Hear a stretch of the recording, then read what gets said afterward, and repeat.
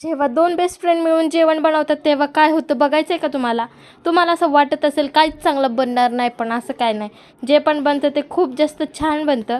तर सगळी स्टोरी मी तुम्हाला पहिल्यापासून सांगते. तुम्हाला तर माहिती आहे मी मामाकडं आलेले. तर आज मी मामाकडून मावशीच्या घरी गेलेले. गेल्या गेल्या आमच्या स्पेशल मेंबरला भेटलेले ते म्हणजे डोराला. आणि तोपर्यंत वहिनी आणि मावशीने छानपैकी पाणीपुरीची तयारी करूनच ठेवलेली. पाणीपुरी छानपैकी रगडा, आलू टिक्की आणि सोबतच तवा पुलाव केलेला. आणि आमच्या वहिनीने छानपैकी रगड्याची तयारी केलीच होती. आमच्या आलू टिक्की पण बनवून झाल्या होत्या. आणि सगळ्यात जास्त भारी तर तवा पुलाव झालेला.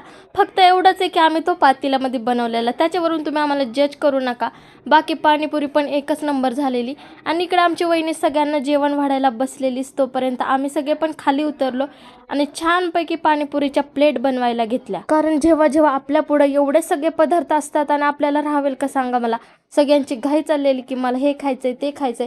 मी तर बाबा सगळ्यात आधी पाणीपुरी खाल्ली. पाणीपुरीचा एक घास घेतला आणि मन तृप्त झालं.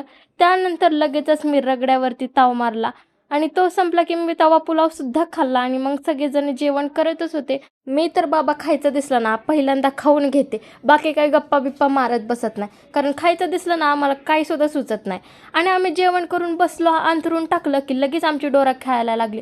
नुसत्या इकडून तिकडं उड्या मारत होती. मग आम्ही जरा तिचा खेळ बघितला आणि छानपैकी टॉयजला शेजारी घेऊन आम्ही झोपी गेलो. बाकी आजचा दिवस तर खूपच जास्त छान गेला. आणि असेच व्लॉग बघायचे असतील तर आत्ताच फॉलो करा.